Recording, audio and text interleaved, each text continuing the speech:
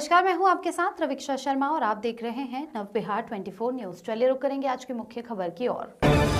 अररिया नगर थाना क्षेत्र अंतर्गत LIC ऑफिस के समीप स्थित एक जमीन को लेकर दो पक्षों के बीच चल रहा विवाद थमने का नाम नहीं ले रहा है। जहां एक पक्ष इस जमीन को अपनी संपत्ति बता रहा है, तो वहीं दूसरा पक्ष दावा कर रहा है कि उन्होंने यह जमीन वैध रूप से खरीदी है। मामला अब न्यायालय और पुलिस दोनों के दायरे में पहुंच चुका है। इसको लेकर राहुल मिश्रा ने बुधवार को अपने आवास पर प्रेस कॉन्फ्रेंस कर कई गंभीर आरोप लगाए। उन्होंने कहा कि विवादित जमीन उनकी है, लेकिन उनके ही बड़े भाई रोहित मिश्रा ने इसे किसी और को बेच दिया। राहुल का कहना है कि जब मामला न्यायालय में लंबित है, तो उनके भाई को जमीन बेचने का अधिकार कैसे मिल सकता है। उन्होंने बताया कि इस विवाद को लेकर पहले ही नगर थाना में 8 नामजद और कुछ अज्ञात लोगों के खिलाफ प्राथमिकी दर्ज कराई जा चुकी है। बावजूद इसके पुलिस द्वारा अब तक कोई ठोस कार्रवाई नहीं की गई है।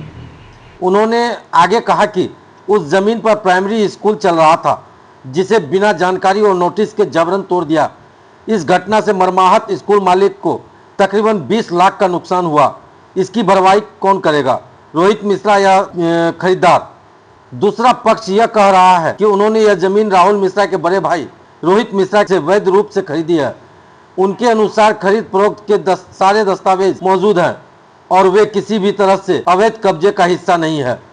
फिलहाल यह मामला न्यायालय में विचाराधीन है। यह रिपोर्ट प्राप्त जानकारी और प्रेस वार्ता पर आधारित है। प्रशासन या संबंधित पक्षों की आधारित प्रतिक्रिया आने पर खबर को अपडेट किया जाएगा। है जो आज अचानक प्रेस कॉन्फ्रेंस करने का न बताया। अररिया पुलिस की अकर्मण्यता और भ्रष्टाचार जो उजागर हो चुका है कि मैं कल से लिख रहा हूँ, शंकर झा बाबा और ये प्रदीप कुमार मिश्रा, अरुण कुमार मिश्रा, ये लोग मिल करके जोर जबरदस्ती जो है वो ज़मीन पर कब्जा कर रहा है। वहाँ पर अवस्थित स्कूल से ये राइजिंग स्टार स्कूल को ध्वस्त कर दिया। हम गुहार लगाते रह गए कल थाना प्रभारी से, SHO से, 112 से, DSP से, यहाँ तक कि DGP के पास भी मेरा बेटा गया, लेकिन कोई कार्रवाई नहीं हो सकी। आज सुबह भी मैंने थाना प्रभारी को व्हाट्सएप किया है कि देखिए सुना है कि JCB लग गया है, लेकिन कोई कार्रवाई नहीं हुई। उसके बाद उनको वीडियो भेजा, स्टिल फोटोग्राफ भेजा, कोई कार्रवाई नहीं हुई। अगर इसको सुशासन कहते हैं तो कुशासन या जंगल राज किसको कहते हैं आप लोग खुद समझ सकते हैं। सोशल मीडिया का ज़माना है।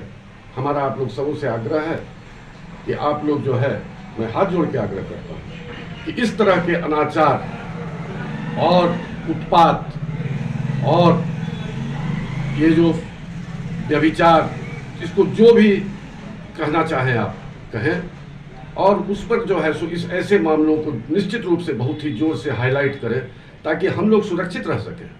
हम लोग टैक्स देते हैं, और क्यों टैक्स देते हैं? म्यूनिसिपल टैक्स देते हैं, इनकम टैक्स देते हैं। पुलिस को कहते रह गए। अगर मेरे जैसे संभ्रांत व्यक्ति के साथ ऐसा हो सकता है, तो सोचिए कि गरीब गुरबा के साथ क्या हो रहा होगा। कैसे विवाद शुरू हुआ ये विवाद तो पहले से आप लोग भी आए हुए थे। आप लोगों को हमने पहले भी जो है सो साक्षात्कार दिया है कि इस जमीन पर विवाद चल रहा है 335/2008।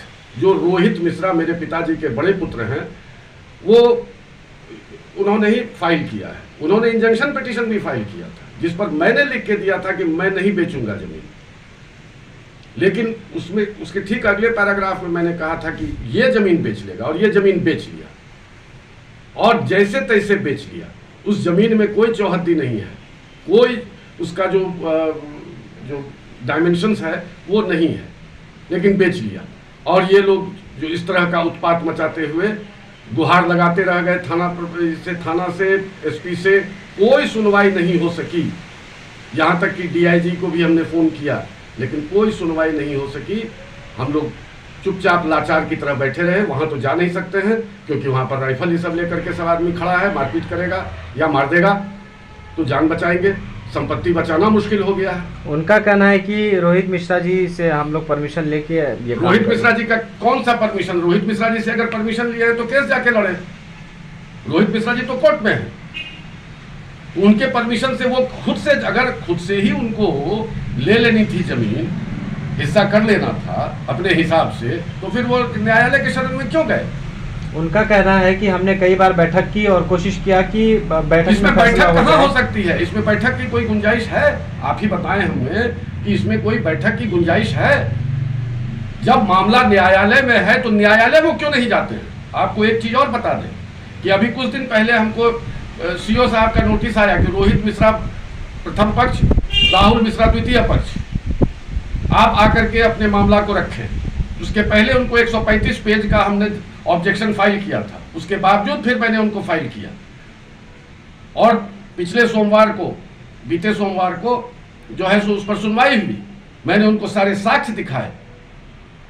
उसके बाद उस पर निर्णय नहीं हुआ, मंगलवार से ये शुरू हो गया। तो ये तो अजीब सी स्थिति बनी हुई है। अब इस स्थिति का मेरे पास कोई जवाब नहीं है।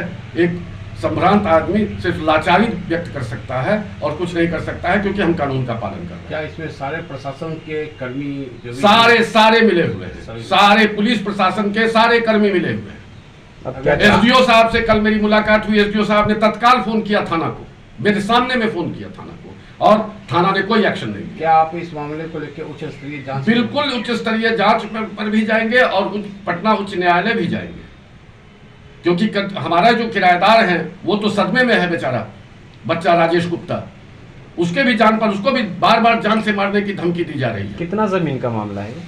ये टोटल जो जितना भी सूट प्रॉपर्टी है हमारे पिताजी के शेयर में 8 एकड़ 25 डिसमिल उसका मामला है। और इतना ही नहीं है, ये प्रदीप कुमार मिश्रा, अरुण कुमार मिश्रा, सुशील यादव, ये लोग चिल्ला चिल्ला के कहता है कि पप्पू झा मर्डर केस में जो है तो तुम वकील बने हो, तुमको भी उड़ावेंगे। वहां पर चिल्ला चिल्ला करके कहा है, लोगों ने सुना है इस बात को, और हमको वो हमने उनसे लिखित में लिया है कि ये अब अगर हम किसी की वकालत करेंगे तो उसके लिए भी हमको जान से मारने की धमकी, मेरी संपत्ति छीन ली जाएगी या कोई केस आ जाएगा। अजीब सी स्थिति है। आप जो ये जमीन शंकर झा बाबा की बात कर रहे हैं, उन्होंने कितना जमीन खरीदा है? उन्होंने बस कागज के हिसाब से 4 एकड़ कुछ डिसमिल जमीन खरीद लिया है।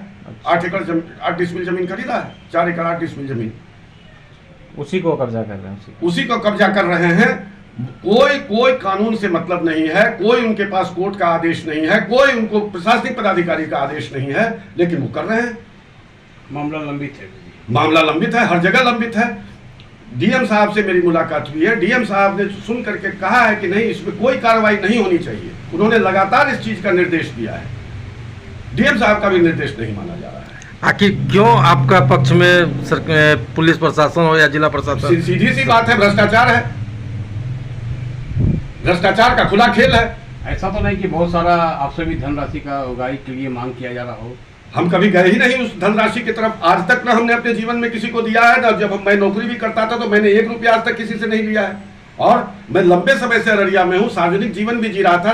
दुर्घटना मेरे जीवन में जो एक दुर्घटना हुई है मर्डर केस में, जो मुझे फंसाया गया है, उसके पहले भी अगर आप कोई किसी से भी पूछ ले, जब मैं सार्वजनिक जीवन जी रहा था, कि मैंने किसी से 1 रुपया लिया हो या किसी को किसी भी रूप में उसकी जमीन दाबी हो या कुछ भी किया हो, कभी नहीं ऐसा हुआ, कभी नहीं। प्रशासन से क्या आप चाहते हैं? प्रशासन से तो यही चाहते हैं कि अब कम से कम जितना जो उसका 20-25 लाख रुपए का खर्च हुआ, जो नुकसान हुआ है, उसकी भरपाई अभियुक्तों से करवावे, स्कूल वाले स्कूल का, और उनको बनवा करके दे। क्या परिचय हुआ आपका? मेरा नाम राहुल मिश्रा है, मैं अधिवक्ता हूँ पटना उच्च न्यायालय में, यहीं का बासिंदा हूँ। मेरी पुश्तैनी घर मेरा यहीं अररिया ही है। Thank you.